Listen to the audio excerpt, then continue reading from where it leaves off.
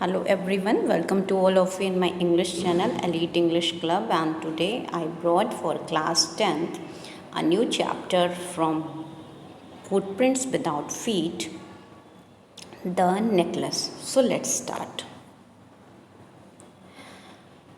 We all know that Albert Guy de Maupassant,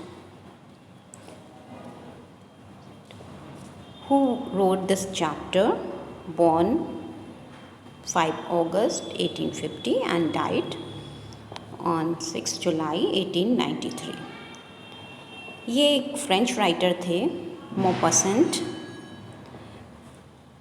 ये short story के लिए जाने जाते हैं, इसके मास्टर कहलाते हैं and as a representative of the naturalist school of writers who depicted human lives and destinies and social forces in disillusioned and often pessimistic terms। इन्होंने हमेशा इंसानों के एक डेस्टिनी को अपनी थीम बनाया है जो सोशल फोर्सेस के कारण इल्यूज़न में रही है। देन लास्ट में पेसिमिस्टिक बिहेवियर ही होता है इनके करेक्टर्स का।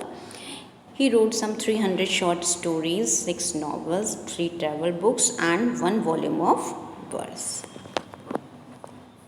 अब हम इनका इंट्रोडक्शन देखेंगे। ये the story revolves around a selfish lady name Matilda. Matilda is a main character और मुख्य पात्र मटिल्डा का है जिसके अराउंड ये स्टोरी घूमती है। थोड़ी सी सेल्फिश लेडी है, वो अनसेटिस्फाइड रहती है अपने लाइफ से, जो उसके जीवन में है। अपने वो हमेशा से चाहती थी कि उसका एक रिच हस्बैंड हो, क्योंकि वो एक क्लर्क की फैमिली से बिलोंग करती थी। वो चाहती थी कि शादी के बाद हम अच्छे एक रिच हस्बैंड से शादी मतलब होगा मेरा, जिसमें मुझे सब कुछ खुशियाँ मिलेंगी।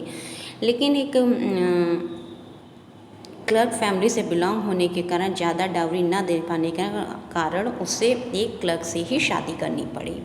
एक दिन की बात है, दोनों हस्बैंड एंड वाइफ एक पार्टी में मिनिस्टर की इनवाइटेड होते हैं, but Matilda does not have good clothes. लेकिन उसके पास अच्छे कपड़े नहीं होते हैं, ना ही अच्छी ज्वेलरी होती है, तो वो पार्टी पर जाने से मना कर देती है।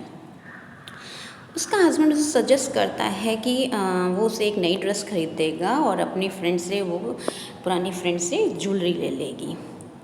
Then she borrows a necklace from her friend. वो अपनी फ्रेंड से बोरो करती है उस नेकलेस को एंड पार्टी में जाती है।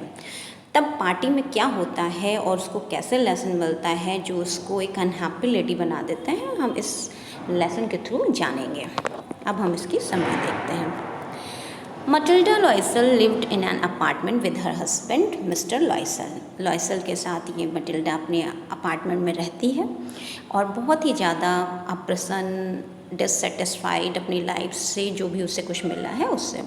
She was unhappy with the apartment शावी walls and worn out furniture. और वो जो फटा पुराना फर्नीचर, वहाँ की गंदी दीवारों, सबसे बहुत ही ज़्यादा परेशान है। वो बिल्कुल अच्छा नहीं समझती है, डिससेटिस्फाइड है, क्योंकि हमेशा से उसका सपना रहा है एक रिच फैमिली से बिलोंग होने का। आफ्टर मैरिज भी उसने सोचा कि एक चांस होगा, बट दोनों में से उसे कभी भी वो खुशियाँ नहीं मिली एक आरामदायक जीवन बिताने की। She was also irritated by the way her husband reacted to the home made food while she dreamt of royal dinners being served in exquisite silver dishes। उसने हमेशा से सपना देखा था कि वो रॉयल फैमिली से बिलोंग करेगी और रॉयल डिनर इंजॉय करेगी, लेकिन उसका हस्बैंड हमेशा होममेड फूड को ही एक ख़ास डिनर मानता है, तो उसको वो सब अच्छा नहीं लगता है। वो हमेशा पार्टी इंजॉय करना चाहती है। They were neither rich not poor. वो ज़्यादा गरीब नहीं थे, ज़्यादा मिडिल क्लास फैमिली से बिलोंग करते थे। She had to marry a clerk in the office of the Board of Education just because her family could not afford to give her dowry।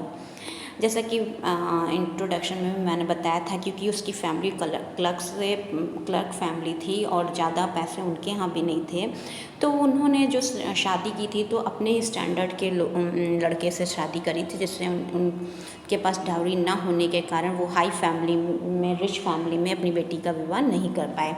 तो लॉयसल बहुत ही ज़्यादा, मटिल्डा बहुत ही ज़्यादा परेशान रहती थी इस बात से। She also hated visiting her old friend madam Jeanne Forestier as she was a rich lady and Matilda envied her। अच्छा, जो उसकी फ्रेंड भी थी, ओल्ड फ्रेंड थी, वो काफ़ी रिच थी, इससे भी उसे प्रॉब्लम होती थी और उससे थोड़ी सी जलती थी, जेलस फील करती थी मटिल्डा, उसको पसंद नहीं करती थी और फिर बाद में उसी से वो हेल्प भी लेती है। When ever she visited her she became sad and cried for days together. जब भी वो उससे मिलती थी तो हमेशा उनकी लेविशनेस को देखकर, उनके आरामदायक को देखकर बहुत ही ज़्यादा दुखी हो जाती थी और रोती थी अकेले में। One day when her husband return home from work, एक दिन जब उसका हस्बैंड काम से वापस आता है, he got an invitation to a party at the house of minister of public instruction. Minister के यहाँ पार्टी होती तो उसे इनवाइट किया जाता है and contrary to his expectation Mathilda was irritated and angry and threw the card away. जब वो सोचता है कि आज वो अपनी वाइफ के पास जाएगा और उसे बताएगा कि हम पार्टी में जा रहे हैं तो वो इन्जॉय करेगी, लेकिन उसके अपोजिट ही वो बिहेव करती है, वो गुस्सा हो जाती है और कार्ड को फेंक देती है। She was upset because she did not have any thing to wear at such an extravagant party. इतनी लाविश पार्टी में पहनने के लिए उसके पास कुछ भी नहीं था, इसलिए वो बहुत दुखी होती है।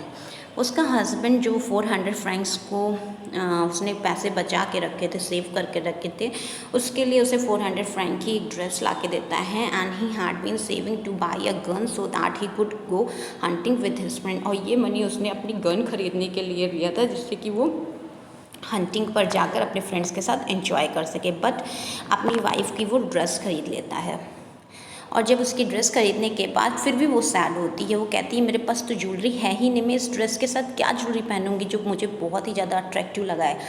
उसका हस्बैंड उसे सजेस्ट करता है कि तुम अपनी फ्रेंड मैडम फॉरेस्टर से वो ज्वेलरी कुछ बोरो कर लो एंड देन वो जाती है लॉयसल अपनी फ्रेंड के यहाँ एंड अपनी सिचुएशन डिस्क्राइब करती है। She showed her cupboard and asked her to choose what ever she liked. Madam Forestier उसे सारे अपने गहने दिखाती हैं और कहती जो तुम्हें पसंद है वो चूज़ कर लो। मटिल्डा एक काफ़ी डायमंड नेकलेस चूज़ करती है, काफ़ी खूबसूरत, एंड वो उसके बाद which was kept in a black satin box में रखा होता है, उसे वो चूज़ करती है।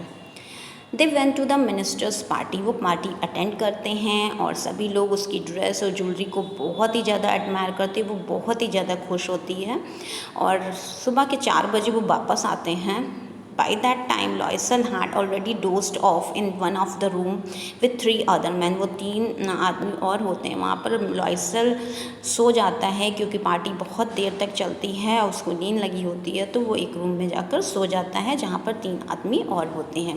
They decided to leave that and could not find a carriage. वो सोचते हैं कि अब चला जाए और फिर लेकिन उन्हें कोई कैरिज नहीं मिल पाता है। Finally after walking for a while, कुछ दूर चलने के बाद एक उन्हें कैरेज मिलता है which drop them right outside their door, और जो उन्हें घर के बाहर ड्रॉप करता है।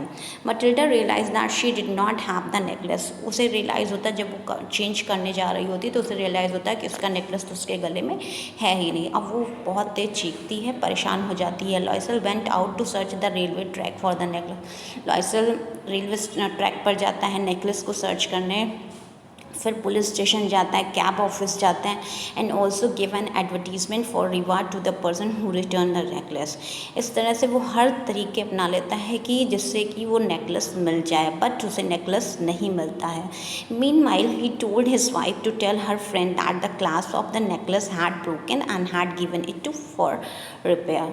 फिर वो अपनी वाइफ को सजेस्ट करता है कि अपनी फ्रेंड को ये बोल दे कि उसका जो नेकलेस है वो टूट गया है, तो वो रिपेयर होने के लिए मैंने दिया है। After a week when the necklace could not be found, जब नेकलेस नहीं मिला, 1 हफ्ता बीतने के बाद, they decided to replace it with a similar one. उन्होंने डिसाइड किया कि अब हम दूसरा नेकलेस उसे खरीद कर देंगे। They found a similar necklace price at 36,000 franc. वो 36 फ्रैंक में, उस 1000 फ्रैंक में उसे सिमिलरली मिला। Fortunately madam Loisel had inherited 18,000 franc from his father and rest he borrowed. कुछ पैसा उन्होंने अपने पिता से लिया, कुछ उधार लिया और इस तरह से उन्होंने उस नेकलेस को परचेज़ किया। It took them 10 years to repay all the loans and in these years their lives changed drastically। और 10 साल उन्हें लग गए इस लोन को चुकाने में और इस 10 सालों में उनकी लाइफ पूरी तरीके से बदल चुकी थी, काफ़ी कंडीशन बुरी हो गई थी उनकी। They move to a similar apartment and removed the maid. उन्होंने सिमिलर एक छोटे से स्मॉल अपार्टमेंट में शिफ्ट कर लिया और वहाँ मेड को भी निकाल दिया। घर का सारा काम मटिल्डा खुद करने लगी, कपड़े बर्तन सब कुछ खुद ही करती थी। And Loisel worked multiple jobs to repay the borrowed money. और लॉयसल ओवर वर्क करता था जिससे कि वो पैसे ज़्यादा से ज़्यादा कमाकर उन लोन को चुका सके। In these years Loisel started looking much older, her hair badly dressed, her voice became loud and she became a normal person who would carry a basket to the grocery store, the butcher store and the food store to buy their daily supplies। अब लॉयसल की condition, madam लॉयसल की condition बहुत ही ज़्यादा बुरी हो गई थी। वो घर के काम करते करते उसके बाल, उसकी ड्रेसिंग सेंस सब कुछ एकदम नॉर्मल हो गया था। वो एक सिंपल मिडिल लो क्लास फैमिली से बिलोंग करने लगी थी और अब वो रोज़ ग्रॉसरी स्टोर पर, बूचर स्टोर पर सामान खरीदने जाती थी। एक दिन की बात है जब वो ऐसे ही परचेजिंग करने जाती है, she met her friend Jeanne. वो मैडम फॉरेस्टर से मिलती है उसके बच्चे के साथ and decided to tell her the truth. और फिर सोचती है कि इसको सच बता दिया जाए and explain how she was indirectly responsible for her aged looks and her living condition. वो कहती है कि वो उसे बताना चाहती है कि किस तरह से इनडायरेक्टली वो रिस्पॉन्सिबल उसकी इस कंडीशन के लिए। She explained how she loss the borrowed necklace, कैसे उसने उसका लिया हुआ जो नेकलेस था वो खो दिया and have to take a loan to for replacing it. और कैसे उसे उसी नेकलेस को वापस लाने के लिए उसको लोन लेना पड़ा। On hearing this gene told Matilda that the necklace that she had borrowed was a fake one. वो बताती है कि वो नेकलेस तो नकली था, फेक वन था, ओरिजिनल नहीं था एंड उसकी वर्थ तो केवल 500 फ्रैंक थी। इसको देखकर वो एकदम चौंक जाती है, सरप्राइज हो जाती है। वो सोचती है कि यदि मैंने नेकलेस ना लिया होता तो आई होप मुझे ये सब ना करना पड़ता, मेरी कंडीशन इतनी नहीं बुरी होती और शायद अगर मैंने ये पहले बात बता दी होती उसको, मैडम फॉरेस्टर को, तो मुझे ये सब नहीं बेयर करना पड़ता। तो आई होप आपको ये स्टोरी पसंद आई होगी एंड प्लीज़ कमेंट बॉक्स में कमेंट करना मत भूलिएगा। फीडबैक्स बहुत इंपॉर्टेंट होते हैं so that I can give you more and more information. Keep watching, keep learning, take care, thank you.